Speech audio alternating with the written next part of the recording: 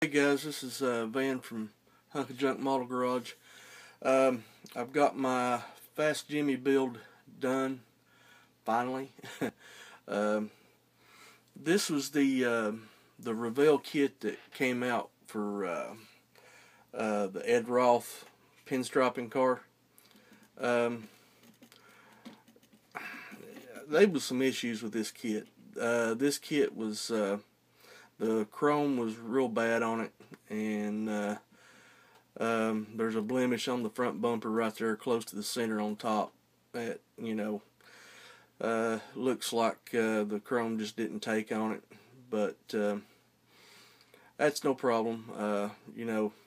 Pinstripers, they tend to live from one job to the next, and they'll piece together any kind of old hot rod to do their advertising on, and this is basically what it is. Just an old 57 Chevrolet that Ed Roth had probably pieced together, and decided to go from show to show with it, and just do a little pinstriping, and seeing how much business he could get, probably. But yeah, this is it turned out pretty good. Like I say, not well pleased with the doors. They were made to open up, but you know how those plastic hinges are, man. They're crap. They sag and everything else. I don't know if you can actually fix them or anything like that, but the driver's door was so bad I just glued it open, which is no big deal. But the passenger door, you can see right here how it moves. But, it is what it is. It still turned out real well.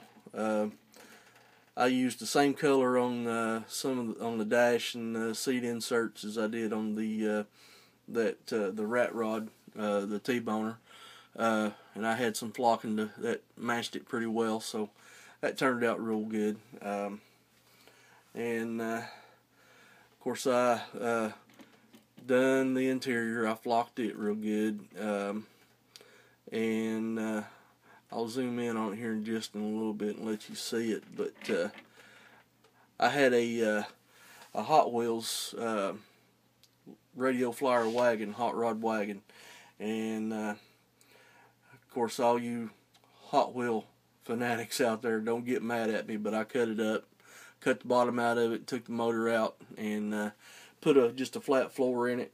I scratch built the pinstriping paint cans. That's what I used when I was pinstriping. It's one shot striping enamel. I took the label off and scanned it into the computer, and I just printed off on, sorry for the shaking there, printed off on white paper stock, and then just used some white glue and glued them on some round plastic tubing. But I think they look pretty good. They add a little extra detail to it. Now on the wagon itself, I also took a picture of some of my brushes. I've got a set of those pinstriping brushes, those sword brushes, that I've got like $280 in a set of 6 of them. So I put them on a pallet and took a picture of them, and then brought them in the computer and printed it out too. I think it adds some good detail to it. Looks like something I had. Of course, I'd build a wagon like this for my granddaughters to take them to the car shows. That way they wouldn't have to walk. They can ride in it and everything. Use go-kart wheels on the back. Real small buggy or caster wheels on the front, and had zoomies and everything on it. It looks pretty good. But yeah, this thing fought me quite a bit. But I've got another kit like this that I'm going to build, and this got me ready for it. Now I know exactly what's going to happen with the kit and how it's going to fit, and it ain't going to fight me as bad. So hopefully, anyways.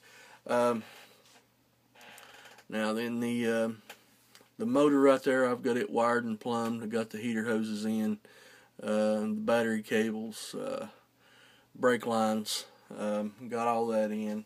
And while I was building it, I lost the chrome piece that goes right here in the center that attaches to the hood. And I went to my parts drawers, and I couldn't find one that actually went on a 57, but I found one that fit perfect. So no modifications whatsoever. So that turned out good. I'm not going to show this car. It's just going to be something that sits on the shelf that you can look at. But it turned out real good for what it is. Like I say, the next one I build, I'll definitely be ready for all the problems, and we'll be able to address that a lot better. Now right here is a better close-up of the wagon on the inside, and the pinstripe brushes and stuff like that.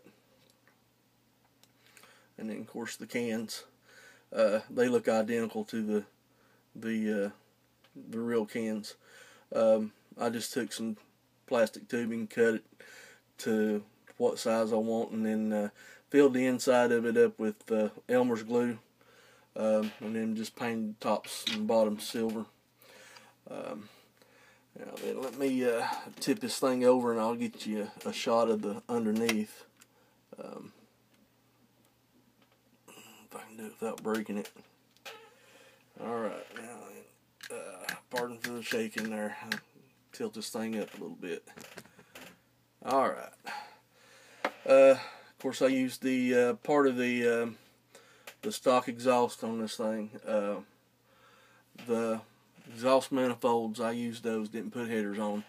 But the stock pipes, I cut them off, and I made my own set of cherry bombs for it.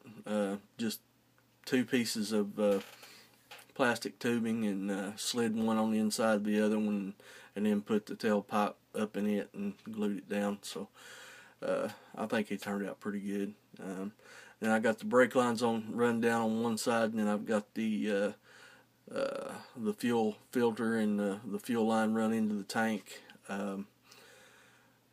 Just painted the tank silver and used some of the silver duct tape for air conditioning. I put that on there for the straps. Didn't turn out too bad. Could have been better, but like I say, the next one will be. Alright guys, that's about all I've got right now until I get the cancer build ready to start putting together. I've got a lot of the paint done. I've fixed and put the last coat, base coat on the body, and do the striping and everything. So guys, till the next video, talk to you later.